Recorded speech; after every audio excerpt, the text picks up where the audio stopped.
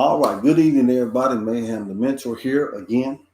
We're going on the Black Wall Street tribute today. Black education from Mayhem the Mentor.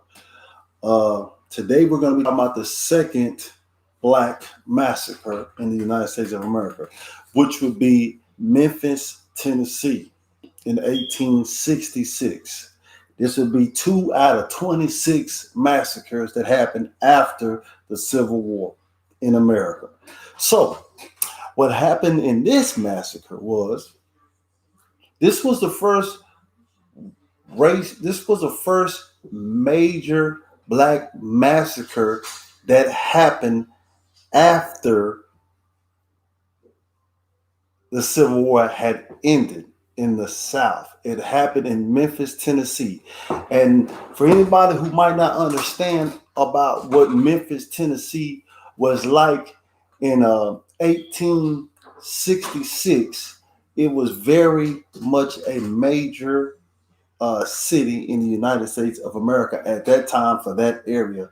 Memphis, Tennessee was the first major city that was conquered by the Union soldiers in the Civil War. It was always Union ran.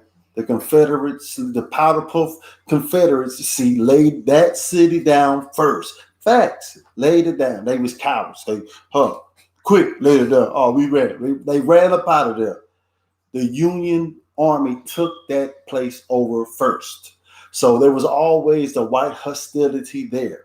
So then because of the Union soldiers being there and all the Union people being there, of course, we had a lot of Black people who traveled to Memphis, Tennessee to, have protection from the Union soldiers during and after slavery. During the Civil War, you know what I'm saying? And after the Civil War. So, how this Black massacre started in Memphis, Tennessee in 1866 was Memphis had a lot of Black people come to that area. So, for instance, I think they might have had about a population of 20,000 Black people in Memphis, Tennessee in 1866. After the Civil War, before the Civil War, they might have had about 10,000 Black people. So Black people from all over the areas came to Memphis, Tennessee to kind of escape the plantation and run to this area for protection and, sanction or whatever, you know what I'm saying, and the economic growth, because they had a lot of opportunity to get work and stuff, right? So all this stuff is going on. And then you had a lot of the Black soldiers who were with the Union. Of course, they were there as well. So now you got Black Union soldiers that are in Memphis, Tennessee, with the white people who've been there before the Civil War. You feel me? And now you got the Irish people coming in from New York who are bitter and mad, and they know that, they were the lowest people. You know what I'm saying? They took all the good jobs, and they know they was the, and now they got Black people. So they were mad at Black people. So it was a lot of racial tension in Memphis, Tennessee in 1866, nonetheless. So, of course, Black soldiers were good. And one thing I don't like, when you look up any documentaries about this massacre that happened in Memphis, Tennessee in 1866, they don't really glorify the Black Wall Street. They don't do it. They won't talk about the truth in this massacre because it happened in the South. See, New York, they kind of tell you a little bit more truth because it's New York. But in the South, you already know. They wasn't finna get the truth. No. The hell no. So, what happened was, from a Black perspective, Memphis, Tennessee was where it was supposed to be because it had to have some type of Black economic growth. 10,000 Black people before the Civil War, 20,000 after the Civil War, 6 years after the Civil War. Black economic growth was growing quick. They were building and growing faster than ever. Black people were coming together. They were making things different, right? But when you look up the story of this riot, they say 4 churches was burnt, 12 schools was burnt, and 91 other dwellings were terrorized. That's 107 different buildings that were burnt. But what they won't tell you is that 4 churches were burnt. Well, let me tell you about why it started first, right? So, no, I got to tell you about this part, right? Because the 4 churches, the 12 schools, the 91 buildings were, it might have been 10 grocery stores, 10 clothing stores, 5 shoe stores, 6 barbershops, 7 beauty supply stores, a funeral home, carpentry business, a hardware store. You see what I'm saying?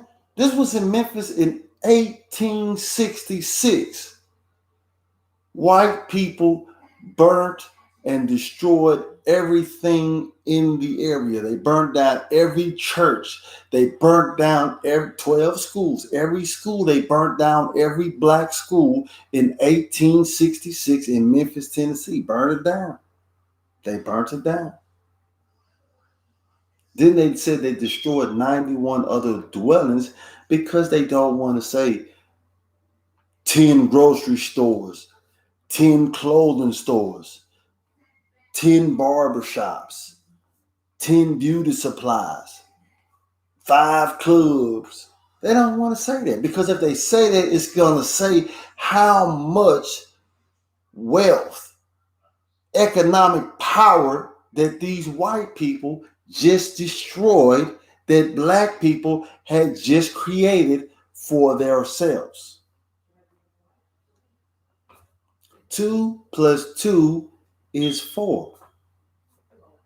So they want to say they burned down 4 churches, 12 schools, and 91 buildings. Whatever.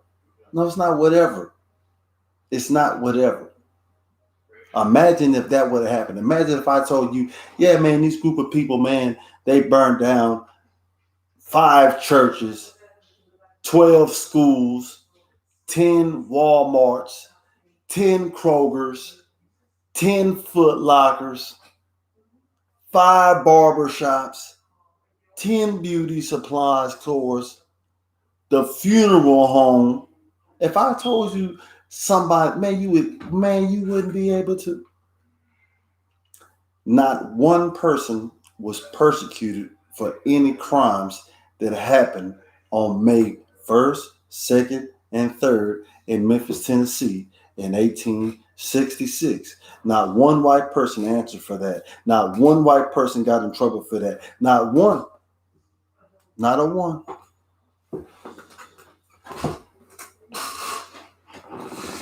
And I'm not saying that because, hey, man, I believe life is fair. I don't believe life is fair. It is what it is. But I want people to understand how messed up some white people used to think. White people in the South felt like the biggest thing that they could do was how are white people going to control these black people now that they're free? That's none of you shouldn't even took us over. See how you think it was all crooked then? How you control yourself? That's what you should have been thinking about. How am I going to take care of myself? That's really what your question was. How can I survive by myself, without no help from nobody? I can't. That's what you should have been talking about right then. But instead, you talking about the black man, how we gonna control him? Why was you even trying to control? See where your mind was at? Why was you even trying to control somebody else? Why couldn't you control yourself? But most white people were concerned with the control over black people. What were they gonna do and all this? They wasn't worried about themselves. They was very happy with slavery, very content with it. And now they brand new. Now nobody knows nothing.